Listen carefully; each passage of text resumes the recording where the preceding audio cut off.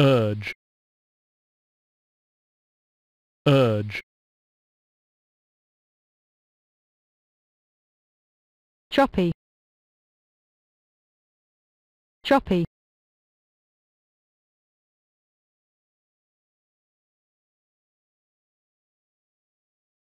take into account, take into account, citation, citation, mammal, mammal,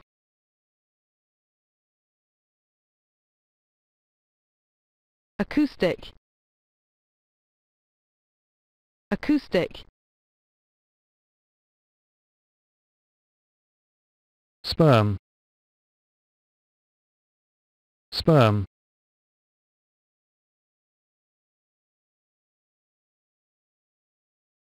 distinctive, distinctive, fluke, fluke, dorsal, dorsal,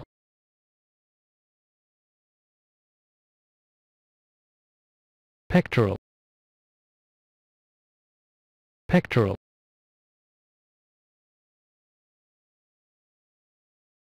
flipper, flipper, thin, thin, hump, hump, bump, bump,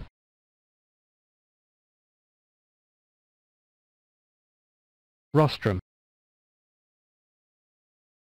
rostrum, beak, beak, patch, patch,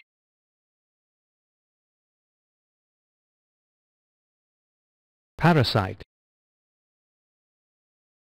parasite, lice, lice, taper, taper, stocky, stocky, bulky, bulky, murky, murky,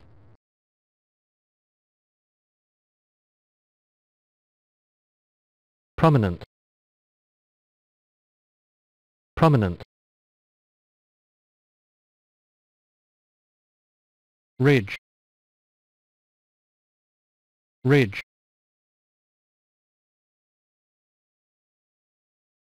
bridge, bridge,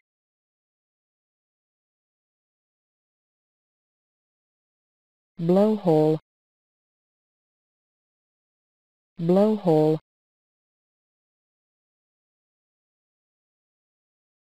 baleen,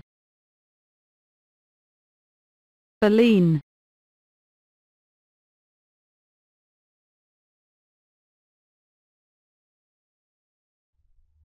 Now, listen carefully and answer questions 21 to 27. Hi, Dave. As you know, I've asked you to come here today to discuss the assignment for our biology class. We must decide what we should do about this very important research work. The whale survey. Yeah, I was also hoping to share some ideas with you. So let's start. OK, I've dug into some journal articles to see what sort of questions we should consider. Most of them include watching time and strongly urge it to be the top concern. What do you say? Yeah, the watching time should be carefully chosen, since I've heard a lot of unnecessary failures concerning picking the wrong time when it all went stormy and murky, and then nothing was seen during the whole field trip. I mean, they could have avoided that easily. Right. Then we should also pay close attention to the sea's surface because no one wants to encounter the failures you just mentioned.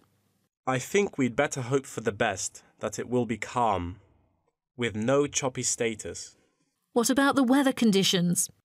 That definitely should be taken into account, as it correlates with all the former factors. Most important of all, as a sighting is made, position and environmental parameters are recorded on standardized sighting pro formats, including time, visibility, position of the ship, using a global positioning system, wind speed, and wind direction. Shouldn't there be a set limit for the visibility level, say 50 metres? Cetaceans are really sensitive to sound. They are able to know that something's coming after them, so they would hide in order to avoid possible danger. So let's make it 100 metres, shall we? Yeah, that might be better.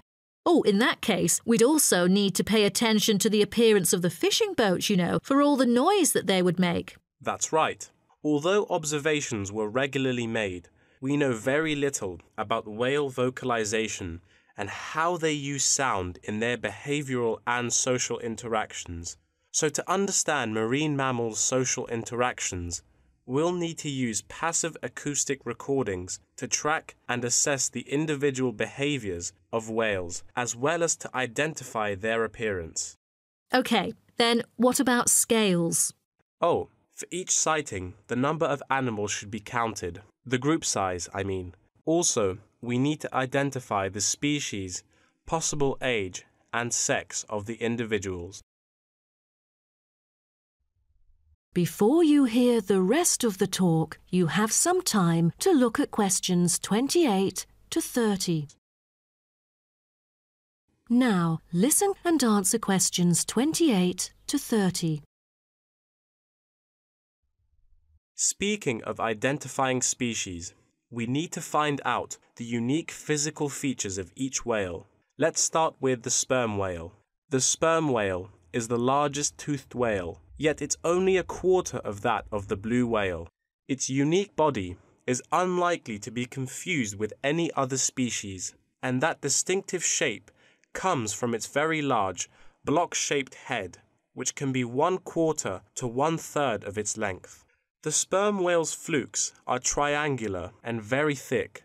It has a series of little bumps on the back of its fluke, instead of having a dorsal fin. The largest bump is called the hump by whalers, and can be mistaken for a dorsal fin because of its shape and size. Then there is the northern right whale. Right whales have round bodies with arching rostrums, V-shaped blowholes, and dark grey or black skin. The most distinguishing feature of a right whale is the rough patches of skin on its head, which appear white due to parasitism by whale lice. It has no back fins at all. The blue whale's body can be various shades of bluish-grey dorsally and somewhat lighter underneath. It has a long, tapering body that appears stretched in comparison to the stockier build of other whales. The head is flat, U-shaped, and has a prominent ridge running from the blowhole to the top of its upper lip. Lastly are the minke whales. They are the second smallest baleen whale. The minke whale is black, grey or purple in colour. Common minke whales are distinguished from other whales by a white band they have on each flipper. Their long back and tiny dorsal fin, 2/3 of the way down their back, is quite distinctive. That is the end of Section 3.